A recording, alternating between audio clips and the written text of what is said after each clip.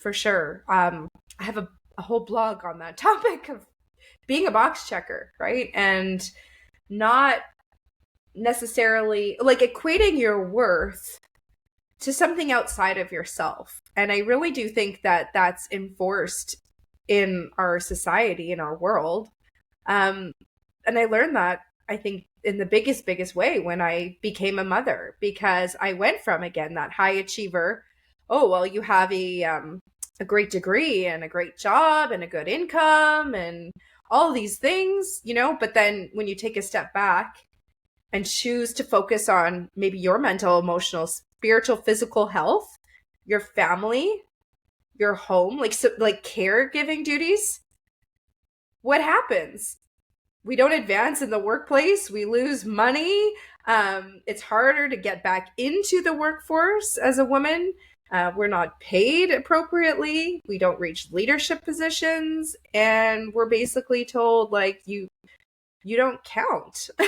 Yeah, you're a housewife. You're a stay-at-home mom, and I don't think there's any job more important than raising a human. I just don't.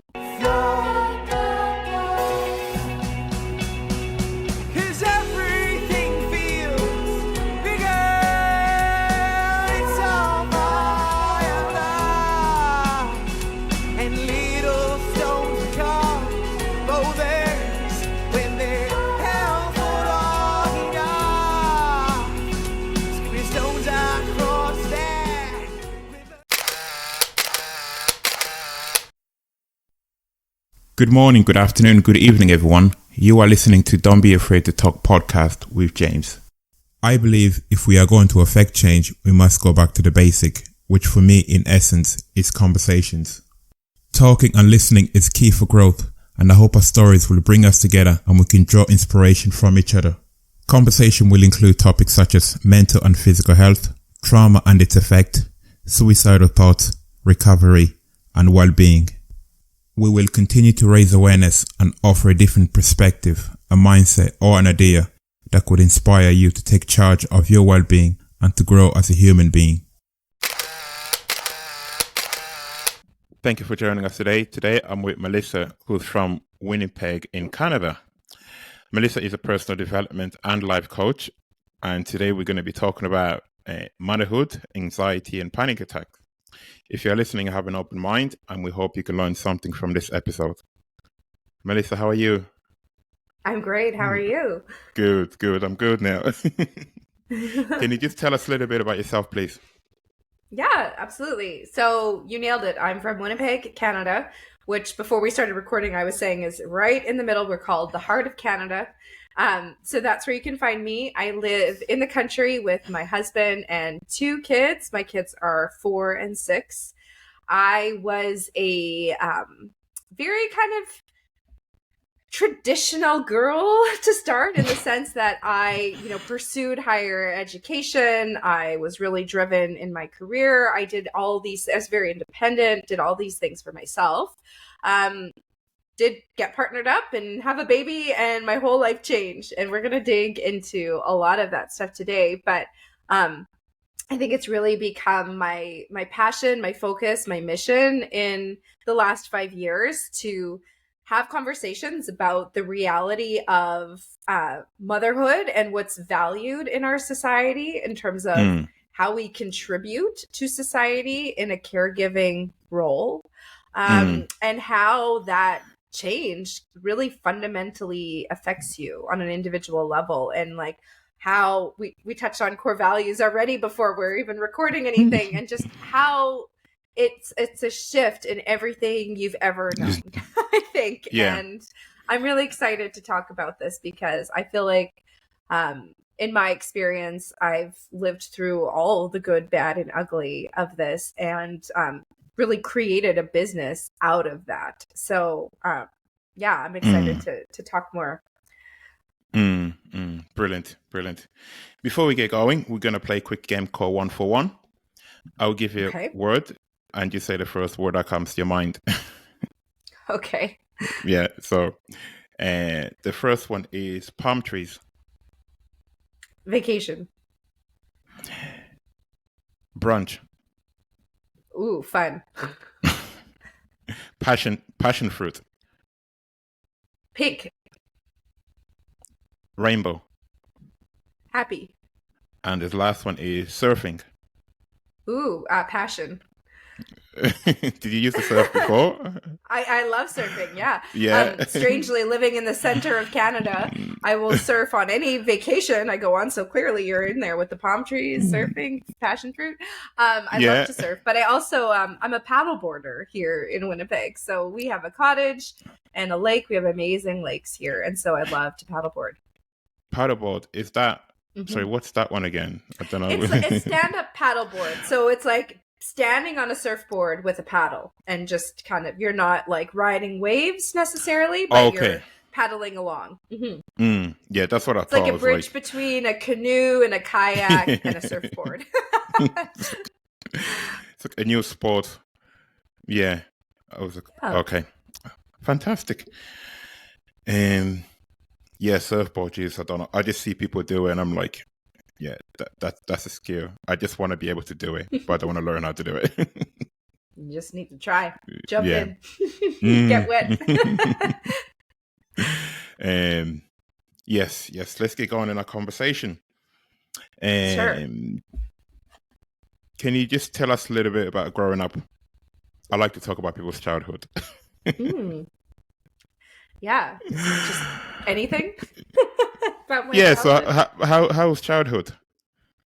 You know, I've done a lot of thinking on this topic, and if you'd asked me at other times, I might have a different answer. But I just always land on knowing what I know now and being a parent. I was very privileged growing up, and I believe, you know, my parents did the very best with what they had and the resources that they had. And I was an only child. So that for me was a bit of a double-edged sword because while I said like it did come with a lot of privilege, it also came with a lot of scrutiny and pressure because I was the only one, right? And I feel that, you know, I was conditioned or encouraged to be a high achiever and really follow like the traditional education model of which I did and always try my best. But I had a lot of anxiety that I didn't really identify with at a younger age. That now when I look back, there's certainly aspects of my life that I wish I, you know, could address, but how can you? You can't do that, right? And no, you can't. You can't go back, right? Or it's like you know, I guess when I say that, it's like there's a lot of things I wish I could go back and tell myself. There's a lot of like, you know, moments where I daydream of like, oh, what would happen if I met me 20 years ago or something like that, what right? What would I say? And I really do think that for me, the blessing of being an only child came a little bit later in my life to the point that like I love to be alone and I love to have time to myself, and I'm very self-reflective and self-aware, and I think that's a strength and a gift, and it's something that has brought a great deal of meaning into my life. And I kind of credit that to growing up in that way because I've just always been kind of my own best friend. And I'm very close with my parents. Like I have no ill will towards them at all. Again, I think all parents really do try the best with the resources they have. We just don't always have all the resources we wish we did, right? We don't know what we don't know. And I definitely think that, yeah, there's ways in which we need to parent to the individual versus just how things have always been done. Yeah, that's a whole big conversation. Yeah, a whole big conversation. Yeah. And when you talk about, when you look back, there was definitely anxiety there. But at that age, you don't know what anxiety is. No, it's just like, why does my stomach hurt all the time? Yeah. Why am I going to the bathroom so much? Yeah. Right? It's Yeah. only when you get to a certain age, but even then you start thinking it's only happening now. Mm-hmm. But the anxiety probably started way before. Yeah, The signs for it was always there, but you just didn't link the two. And for sure. being raised as being a high achiever, is that kind of just how you saw your life? Like, this is what I'm going to be. I'm going to accomplish so many things, and I'll be Mm-hmm. happy. Yeah, yes, a box checker for sure. I have a whole blog on that topic of being a box checker, right? And not necessarily like equating your worth to something outside of yourself. And I really do Mm, think that that's enforced in our society, in our world. mm, Um, and I learned that, I think, in the biggest way when I became a mother, because I went from, again, that high achiever. Oh, well, you have a great degree and a great job and a good income and all these things, but then when you take a step back and choose to focus on maybe your mental, emotional, spiritual, physical health, your family, your home, mm, like caregiving duties, mm. what happens? We don't advance in the workplace. We lose money. It's harder to get back into the workforce as a woman. We're not paid appropriately. We don't reach leadership positions, and we're basically told like you You're don't a house mother. count. Yeah, you're a housewife. Yeah. You're a stay-at-home mom, and I don't think Mm. there's any job more important than raising a human. I just don't. No, no. And we look at it like, oh, you're just a housewife, as if it's Mm-hmm. like not that important. You know, we underestimate like how important that job is, and it's been like that for years. And what's really funny is that because these comments do often come from, I'll say men. They do, they do, Yeah, they, yeah, they in my do. world, but also, yeah, and I think it's because it's, we do live in a very masculine driven world, Mm, capitalism, and the patriarchy, and like I won't mm, get on a feminist rant here, but my point is that that work is just not valued, and so um, I think that we learn to put this pressure on ourselves for not keeping up with a world that's just not designed for us. further, yeah, yeah. You know? Because I think even for mothers, like when you become a mother, you have to you have to do the mother role, and then some women might be expected to do the other stuff as well. Oh yeah, for sure. Yeah, And yeah. we live in a world where, unfortunately, like having a one income family can be very Stressful. expensive, Yeah. stressful. Like Mm, prices are just the state of inflation and potential recession. Like um, it's yeah. not, I think, what we maybe expected. Like when I thought about like what my adult life would look like, I don't know. I didn't think I'd be homeschooling, working remotely, mm, struggling to pay for groceries and gas yeah. in the car, right? Um, You just pictured all so the fun stuff.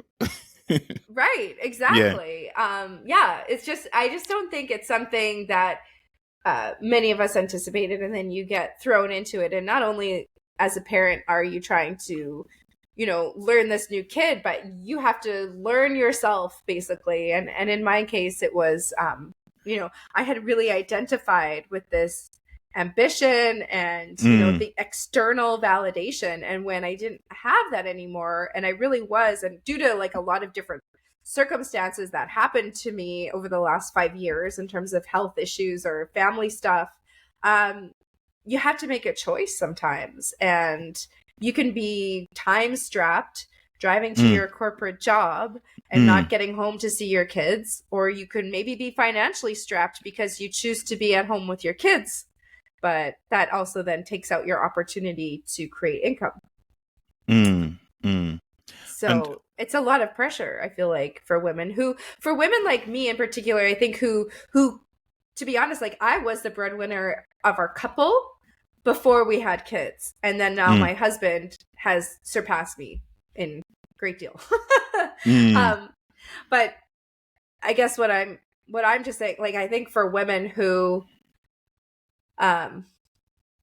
do this sort of all or nothing switch, or decide to like go against the grain, maybe they're just listening to themselves and they want to slow down, it comes with a considerable amount of pressure. And it's not just pressure. Now you're pressured to be the best mom, to never freak out, don't ruin your kids, keep your house immaculate, never cook chicken nuggets, also go get a job and support your family. and then you're in social media seeing all these celebrity parents have all this stuff, and you're like, my house is not that clean. And then you have all this pressure on yourself that does this there as a society. And for you, when you became a mother, you went from corporate world to becoming a mother. And is that when you think, because your identity was tied to this successful woman, and then all of a sudden all that was gone? Well, you're still successful, but you're no longer working. But when you became a mother, when did you start to notice the shift? Because you had to change your whole mindset. In terms of like, okay, I can't do that anymore. Now I have to do this. Now I have to take care of this little person. I don't have to get up in the morning like to go into work. So you have to shift your whole identity. Yeah. I think for me, it was almost before he was born. I was working heavy hours in consulting. And, you know, at that time, this was pre-pandemic, so there was a lot of travel involved, you know, commuting to work, being in an office. And I was, you know, winding down that part to prepare to go on maternity leave, and just feeling like I just wanted to, like, settle down. I just want to take some time. Like, I'm not interested in that right now in the working world. And I don't know what it'll look like for me, but I was just so focused on having my baby. And then we get a year maternity leave in Canada. So I took that leave from my job, and it is good. It is good. And it's actually changed to, you can opt for 18 months now if you wanted. But I had a lot of pressure, I'd say, from kind of both sides of our family, because both my mother and my husband's mom had stayed home, and they felt, you know, that would be the best opportunity for a kid potentially. And I think we can agree that it generally is. If you have a happy, stable home, being at home is more ideal for a kid than being, you know, taken to a center or something like that. But up until a point, because also I think it's great for kids to be engaged in learning in groups and things like that. So it's a bit of both. But I really had this desire to focus on the home front. And it was also this desire to see what I was capable of creating for myself. So as I said, I'd been in consulting work for quite some time, and I thought, you know, that I would start my own business at some point. So after he was born and I did quit that job, I started teaching online. And I was really, and again, this was pre-pandemic, but I was very focused on having a business that worked around my life and not the other way around. I wanted to create something that, you know, capitalized on my strengths and my skill set and my interest and experience, but that I could do myself, right? And that I didn't have to rely on a firm or an organization, make my own hours, whatever that looked like. But unfortunately, when I got pregnant the second time, I got very ill. And so I really couldn't work. I was sick every day, throwing up every day for almost 10 months. And I had a toddler at home who stopped sleeping. And I don't think it's all that like special or unique, but it doesn't get acknowledged enough just how draining that can be on a human, to be perpetually sick, chronically ill, right? We know about chronic illness. I don't know why pregnancy doesn't count. say that. It's just like, what's the difference, right? It's a pretty like fragile state, medically speaking. Yeah, I think from the mindset of like when a woman's pregnant, like she'll be fine or should know what to do. Mm-hmm. And people that make these decisions mostly are men as well. So it's not a conversation. Exactly. Yeah, exactly. And so, yeah, for me, like when your physical health takes a hit like that, like repeatedly, that's hard mentally, right? And so, not only that, but it's like it started to affect every area of my life. You know, my marriage, we were in conflict. I was having trouble parenting the way that I wanted to because I just felt so tapped out. And with my daughter, I unfortunately had my second experience in traumatic birthing. So that was another contender. And then I broke my foot at 5 months postpartum.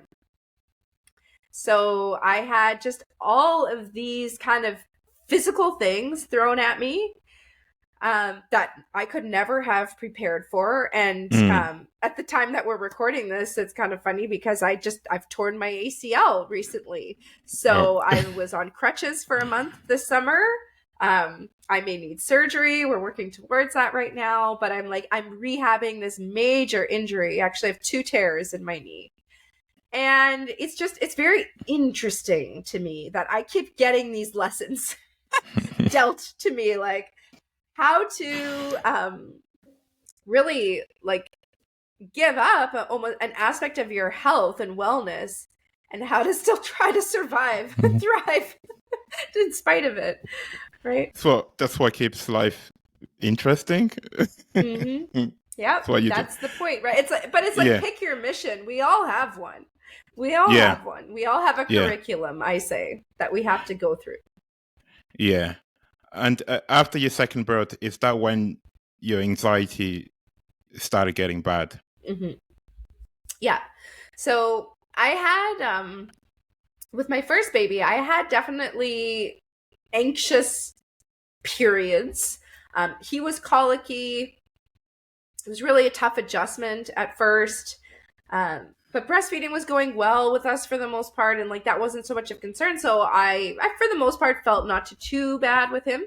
But with my second, it was now 2 kids, right? And my oldest was only 2 years old. I had 2 kids under 2, which is tough.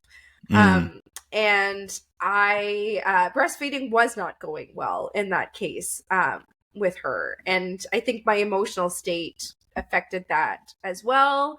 And then breaking my foot, I just felt like, I don't know, I kind of gave up for a bit. I felt like it's just this dark night of my soul. And I felt anxious, but I almost like couldn't identify that it was anxiety. It was just like my nervous system was so taxed out over the last few years that I was kind of in this like freeze place, right?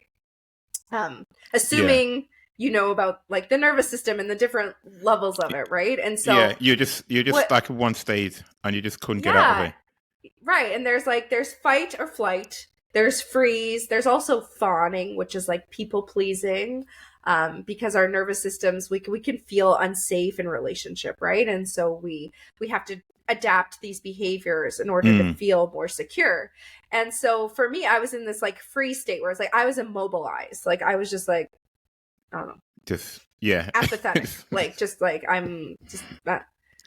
So it wasn't until, and it's funny because what I have learned since about the nervous system is actually once you start, if you think of it as a ladder, and you're at the bottom, potentially in like a freeze type of state, you have to actually work your way all the way back up. So your body will start to give you more to kind of handle and process as you work your way back up to regulated.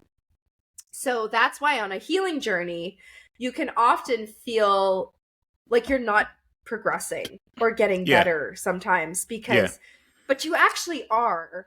And you just get. I would just love to remind people, like self-growth isn't linear, right? It's not this like trajectory, right? So we make little progress things, and then something happens and we might take a step back, and we might have to go through something or deal with something, or we feel these emotions again and say like, oh, I thought this was over.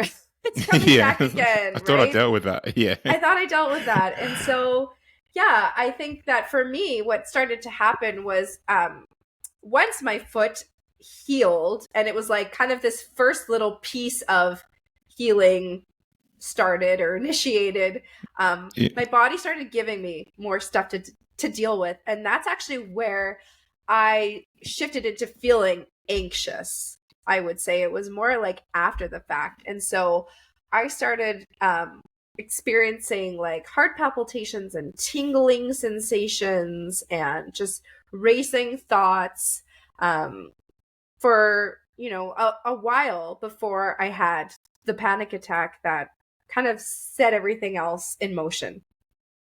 And what did a panic attack feel like? It was a very interesting experience. I'll call it that. It was a spiritual awakening. Is the only way that I can kind of reconcile what happened to me, because it's nothing I had ever experienced before. So as I said, I was just kind of feeling these physical symptoms, but doing okay otherwise. Yeah. And one day, out of the blue, it was a Sunday morning, I felt very tingly in my hands and arms. And I didn't have a good sleep the night before, and we had been out actually at a friend's wedding. And so I was just feeling probably, like, to be honest, like slightly hungover, sleep deprived, just not well, right? And so my brain honed in on the thought that like something's not right, something's wrong with me. That's kind of the thought that I kept thinking. Repeating something's wrong with me, something's wrong with me. And so much so that like I worked, I guess, myself up into this state where my body took over. Like my thoughts kind of just dissipated. I wasn't thinking so much as I was witnessing the physical reaction of, you know, my hands closing up. I lost all my like whole body spasmed. I think like that's the only way I can describe it, as a muscle spasm where it just contracted, and I lost all of the breath in my body. It's like it was like sucked out of me because my stomach concaved, my chest went in, even my cheeks sucked in.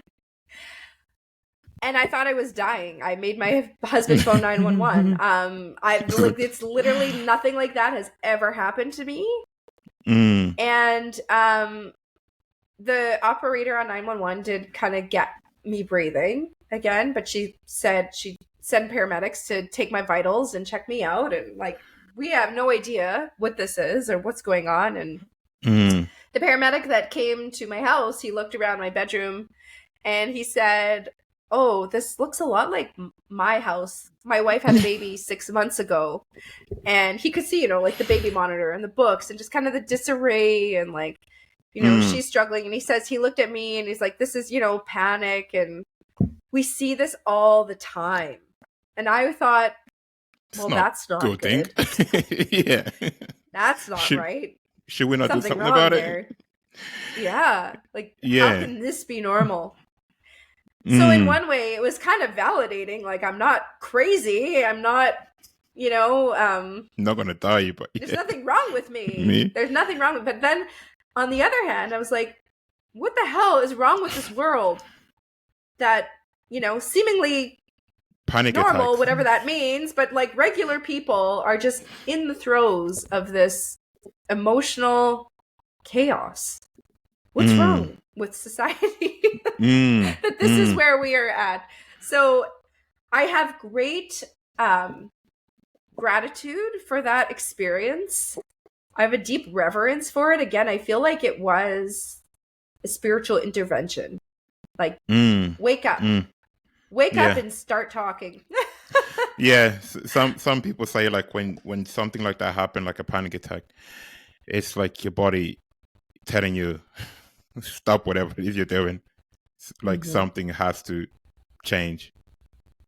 And when you saw into this stress mode and you're working yourself up all the time, it's very hard to stop because it just becomes the norm. Like, this is what I do. And the panic attack like that is like your body saying something has to stop.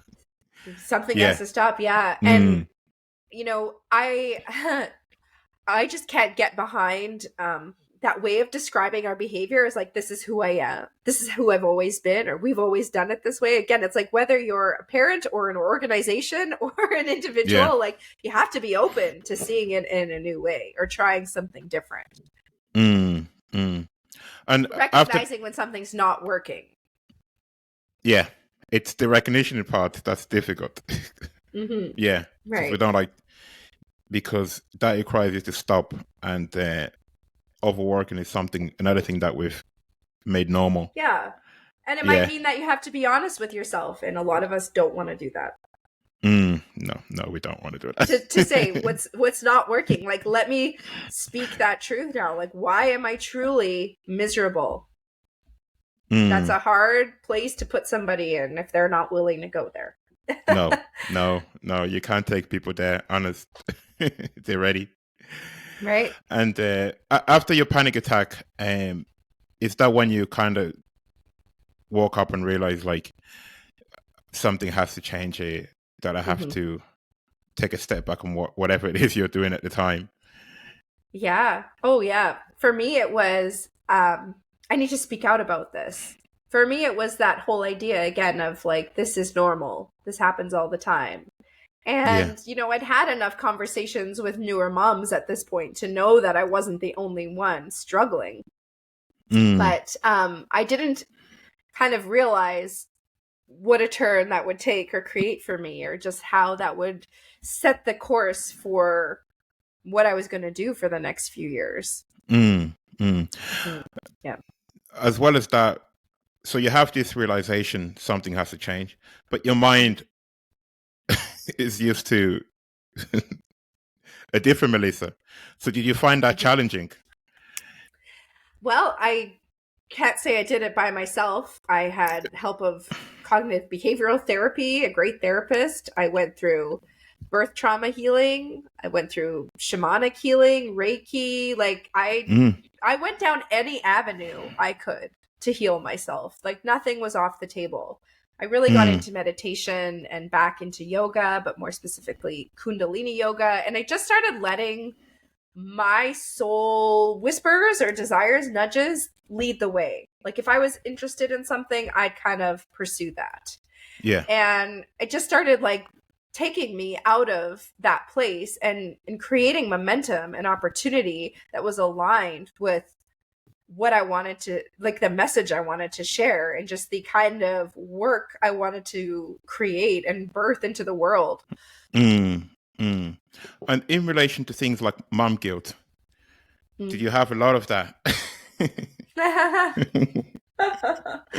Or do you still have guilt. that now? Guilt is one of my favorite topics. So the thing with guilt is like any emotion, we have to pretend we have a magic dial on it.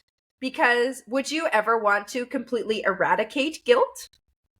No. Right? No, you need it. you need it because that's a compass, right? Like, oh, I shouldn't have done that. I shouldn't have said that. I feel bad. Right? Like if we don't have that sort of ability, we'd be jerks. So it's like guilt serves a point. But at the same time, guilt turned up to the highest notch can be debilitating. It can keep you frozen and stuck because you're afraid to ruffle feathers or disappoint somebody, or, you know, have to have somebody else sit with an uncomfortable feeling.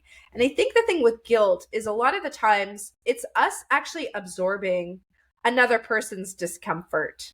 Oh yeah. And that's why we feel guilt, because we will feel like, ooh, I just hurt you by what I said, or ooh, you don't like that I did that, or like even in the case of a kid, like you don't want me to go out for lunch with my friend right now. You want mommy to stay and play with you.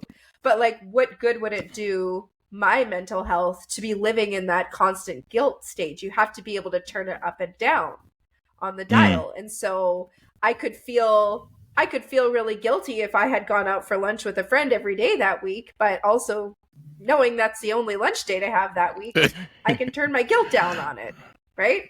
Yeah, yeah. Yeah. But often with mothers, a lot of women would experience mom guilt because there's this perception that once you become a mother, this is your identity, this is what you do. So, and you know what? This is a big pet peeve of mine. It's so reinforced every single year on Mother's Day, where you see the cards or the Facebook posts that people write. It's like, my wife is so selfish. Selfless, not selfish. Selfless, right? Like, this mother is so selfish. She gives of herself.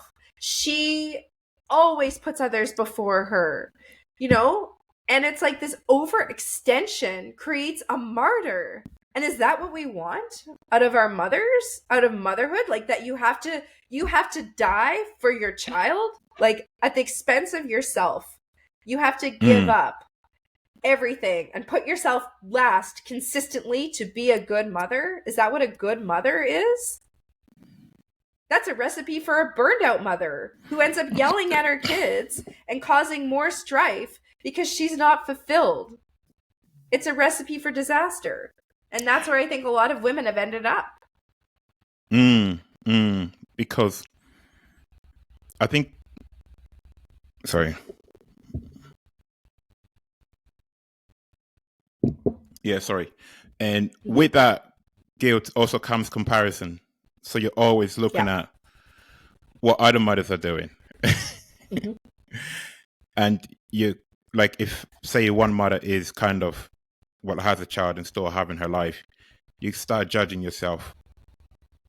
Or you start judging her, right? Yeah. Yeah, it can go either way. Or it's like, I think initially, I think we project onto that person. So initially we might say something like, oh, well, she must be nice for her.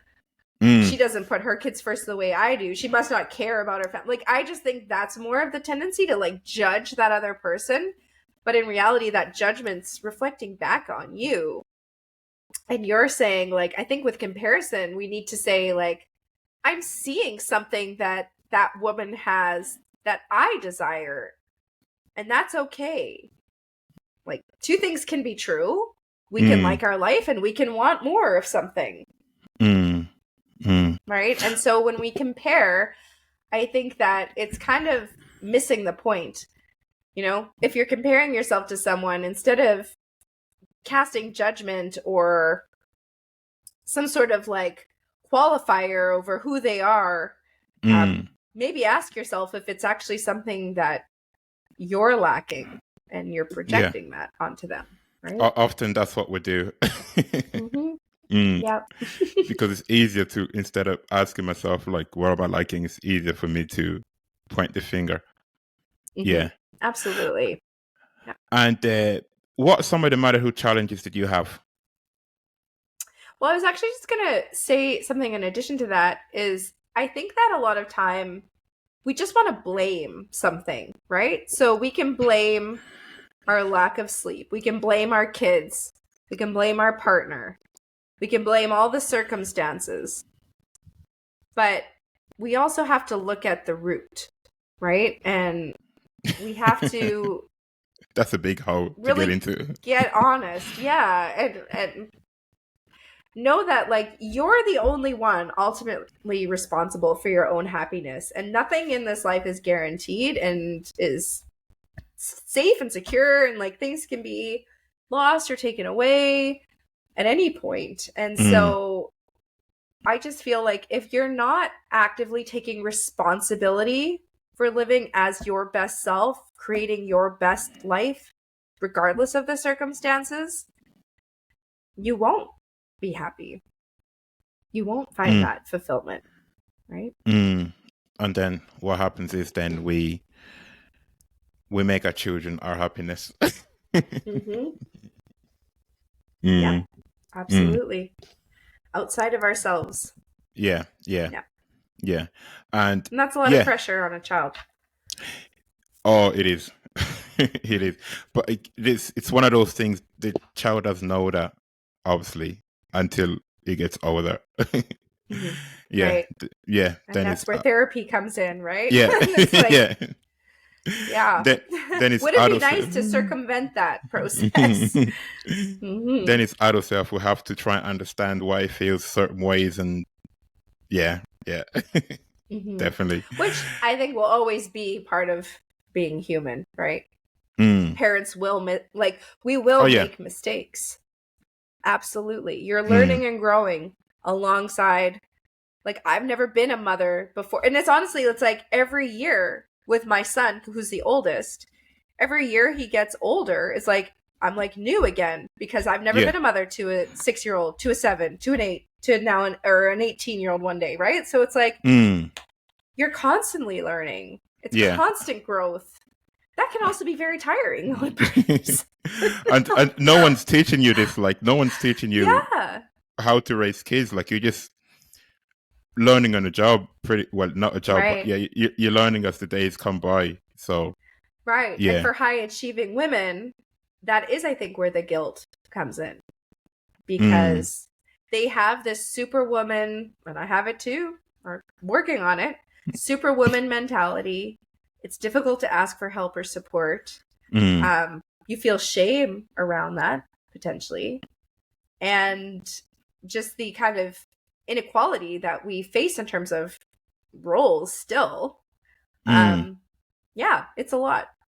It's a lot of Mm. constant change. Yeah, it is. And with your coaching, do you work with a lot of women, Mhm. and do you help them, being a life coach, do you help them find a way to make that transition? Yeah, I mean, my coaching has evolved over the last few years for sure Yeah. because I was working very much at first with women similar to me who had, kind of felt like they lost themselves, were working on identity type of issues.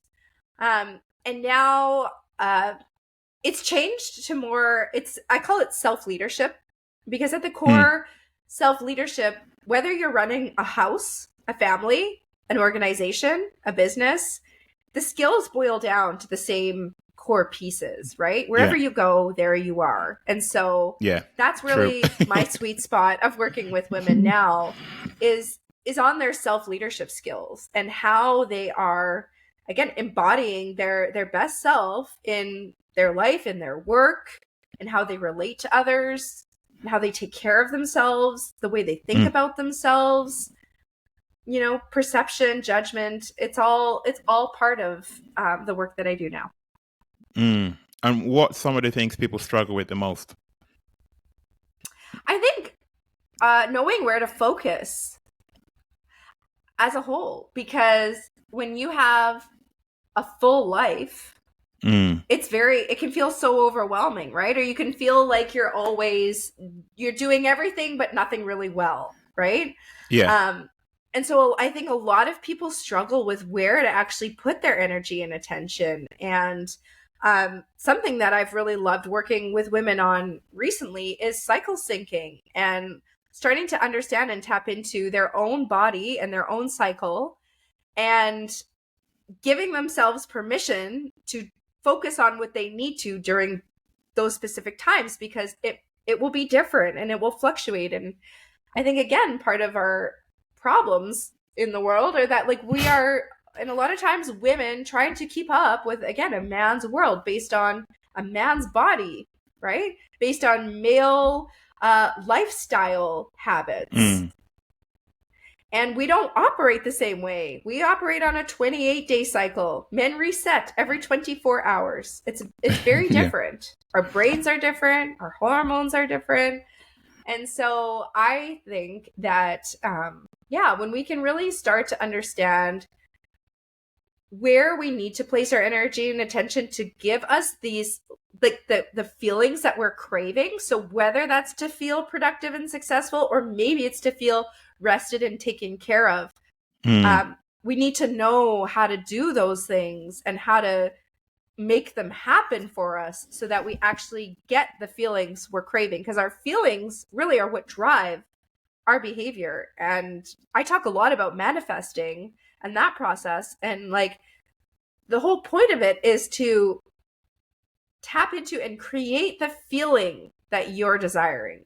Because it's like when you think of buying a house or a car, it's not like I want this house because it looks good on the outside. It's like, no, I want this house because I can put on an amazing Christmas dinner. I can watch my family grow up here. We'll have our friends and we'll feel connection and happiness and joy. You know what I'm saying? So it's like, what feelings will this house elicit for you?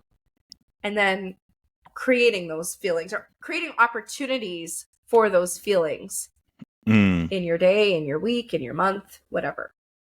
There's a great little book I picked up called Feeling is the Secret. From like, I think it was published in 1940s or something. But like that, it's one of the old authors, well, in the 40s, yeah. It talks about feeling what you want, not just thinking about it. That's wishful thinking. Yeah. Yeah. Right. Yeah, exactly. And it's like, it's not also enough to just, sit and meditate. You actually have to take action and like start working towards solving the problem or figuring out the next step or something like that. I wanted to ask you, one of the things I heard you talk about, it's called Love After Love poem. Do you remember that poem? I do. Yeah. Yeah. What made you read it? Oh, that's coming home to your own door. I feel like that poem elicits such an emotional response in me.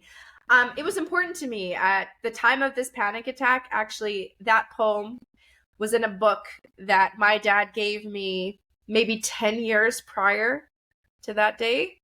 And inside was a note saying, you might not read this today, but one day you will find it. And I found that book right when I needed to. And that poem was there.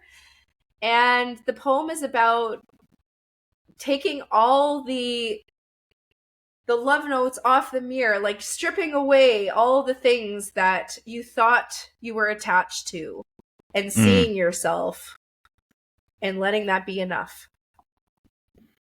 And it's just a beautiful poem. It sounds very deep. It is. I could find it and read it if you'd like. Yeah, it sounds very. It sounds very deep. Is it long? Can you read it? No, I'll read it. Just bear with me. Yeah. Okay. Where's my book? The book is Coming to Our Senses by John Kabat-Zinn. And I will find it here.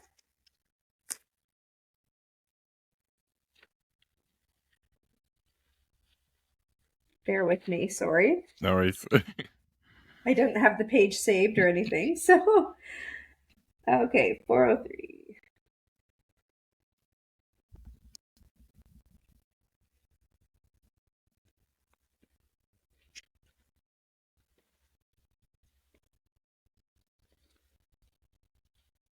Okay. 403.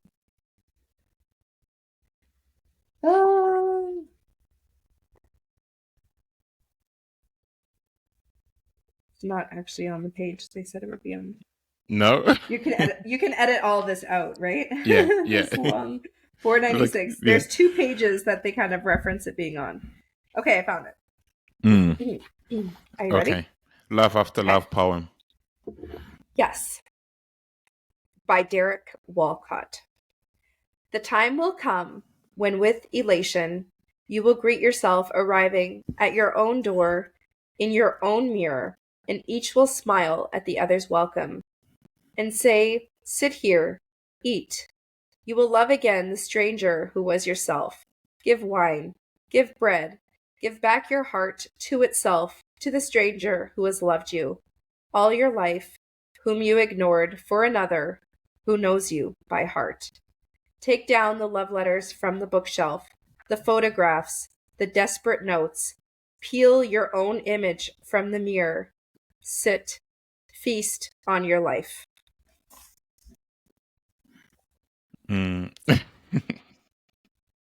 Amazing. And the chapter of the book is called Arriving at Your Own Door. And that concept for me, I think, is just really powerful. Like everything you need is inside of you already. Mm, mm. You And just for have to be you, willing to look. yeah, yeah. Yeah. You often hear, well, teachers would often say like everything you need is already inside of you. You just have to look and listen to it, and then it's Hmm. like, I don't know what that means. And trust. Yeah, Yeah, exactly. yeah, But yeah. when we're so told to look outside of ourselves for answers, right? Go to Mm, this expert, go to this school to be trained. Outside, like seek mm, outward, right? Why mm, would you trust yourself? Or even, hey, I feel this way. Well, you shouldn't feel that way. Oh, we learn to distrust our emotions. We learn to distrust our thoughts and feelings. And so we mm, end up as adults not being able to tap into that intuition, not being able to have self trust, always asking everyone else for their opinion. What should I do? What do you think? What would you do? mm. Right? Definitely, definitely. And I think we, as parents unconsciously do it to the children. But like that, if you don't know what you're doing it, it's difficult, especially when it Yeah, comes to feelings. And girls be a certain way, boys have to be in a certain way. And then when you get become an adult, that feeling is a stranger to you. It's like, why do I feel this way? absolutely. And it starts so simply like, again, my kids are so young, and how I've sort of embodied this concept in our home is I just say, like, what does your body say? You know, even if it's just like bathroom cues. Do you have to go to the bathroom? Like, listen to your body. Or like, are you full? Listen to your body. And just repeating that. Because it's Mm, like one day, my hope is that, you know, their conscious, their little voice says, yeah, don't do that, right? Don't do that. That's dangerous. Or, you know, listen to me, listen to your body. And they listen. I would love that. That would be my dream. yeah, I'll let yeah. you know how You it goes. can, yes, definitely. Yeah, you have to. It's a practice for them as well. It's a practice for adults, but it's a Hmm. practice for kids. But it's good to kind of get that practice in their mind, because Yeah. by the time you become an adult, it's all in your head. Yeah, Right? yeah, it's all in your head. And sorry, three more questions. Sure. Um, I saw on your blog one of your questions is three questions to ask yourself every day. Mm. What's the three questions do you ask yourself every day? Uh, I wrote that blog a really long time ago. I think it's like, who Yes, am it's a I? long. What do I need? And what do I need to let go of? And those are three questions that I still do find relevant. Yeah. So who am I? Yep. What I need to let What do go I of? need? What do I need? What do I need? Yeah. Hmm. And what do I need to let go of? And those are great journal prompts for the morning. And it doesn't take long. It's a step of remembering who you are. There's that self-trust. Like, I know myself. I love myself. Maybe it's affirmations type of thing, or just developing the belief that Hmm. you know yourself, right? Because again, we're Hmm. talking about if you feel like you don't, or that you can't trust yourself, like you need to develop the belief that you can. Hmm. And Hmm. so, who am I think is a great question to start to pick away at. Like, it might come out first as typical labels.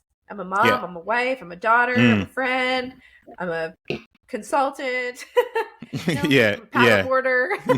Yeah. And then it's like, it might, then you just keep kind of writing, I am love, I am peace, I am presence, like whatever Hmm.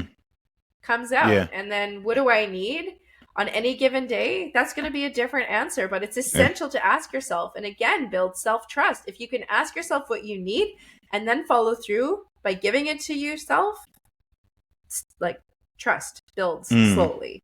Hmm.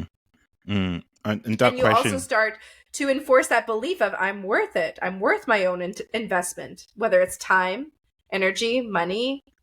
Hmm. Hmm. And I think with them questions as well, when you start off, you're always gonna have your typical labels of who you Mm-hmm. think you are.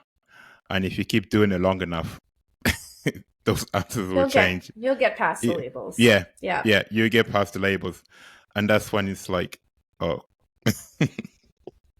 that's when you start getting interested. Remember who you are. Right. the interesting answers. You arrive at your own door.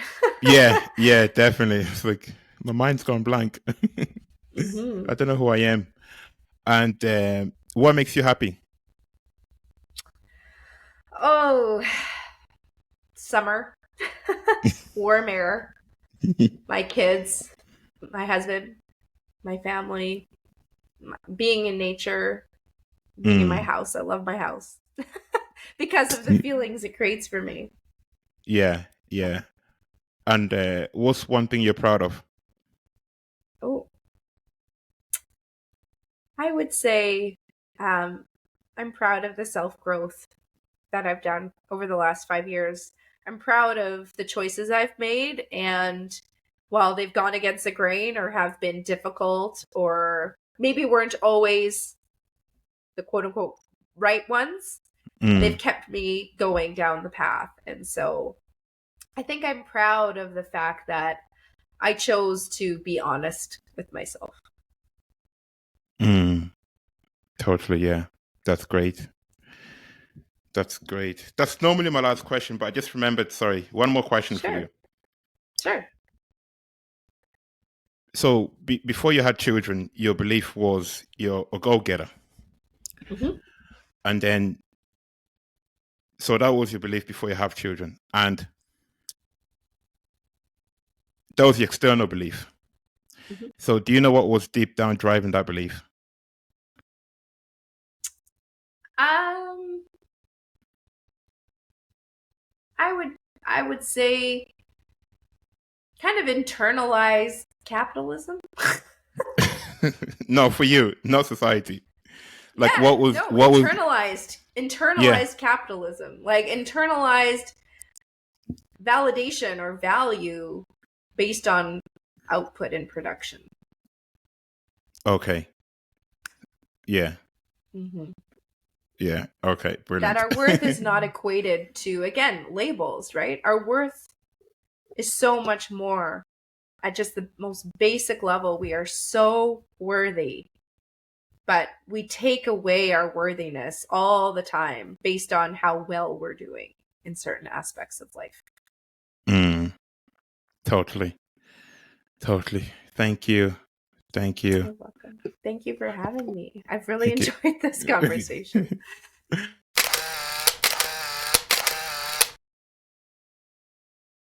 Yeah, I was thinking like, okay, what can we talk about? Then I just wrote down a lot of the questions. And I'm probably not gonna get to all of them, trust me. But I'm trying to, trying to understand the challenge of motherhood and going back from, yo, let's go and get job done to like, oh my God, I can't do anything. Yeah. Mm.